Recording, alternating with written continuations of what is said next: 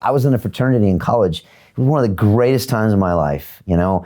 I would never give it away for anything. And if I told you what we did, first of all, I'd get canceled. And second of all, you'd say it sounds stupid, but it was absolutely amazing. I mean, it was 50 guys, at max age 22, average age 20, running our own house, cooking for ourselves, if you call it cooking.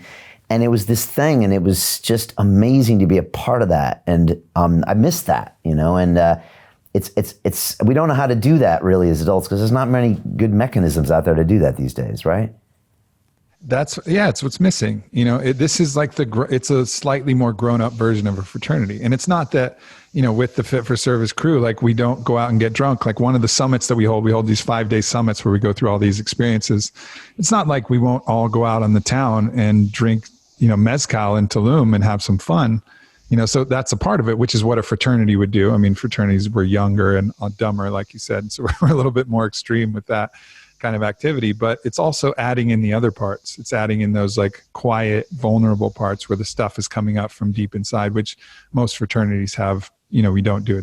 I was in a fraternity too, just focused on fun and parties and the next experience that you have, maybe some sports which bond you.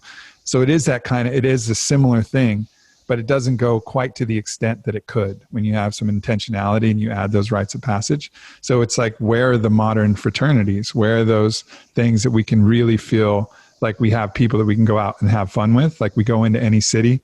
That was another great thing about the fraternity is, you know, you could go to another college, give the, you know, fraternity brothers there the handshake, and you had a place to party in any city, you know? And so like imagining like just kind of this code of different people who are interested in doing that personal, deep work, and that have like a code of ethics and an ethos, an idea, and knowing that they're going to be in all of these different cities. So even if you're traveling, going to a new city, which I think people should do more often than not, go to a new city by yourself.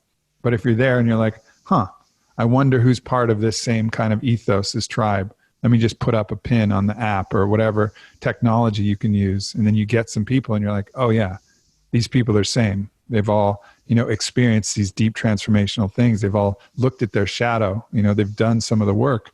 And then you have this kind of brotherhood that exists, or sisterhood.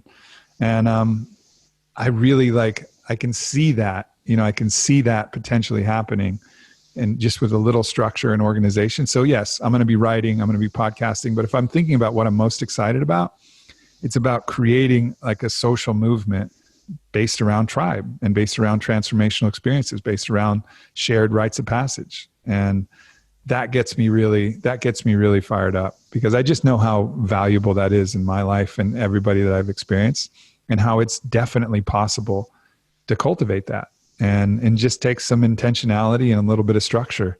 And then I believe it's going to really catch on.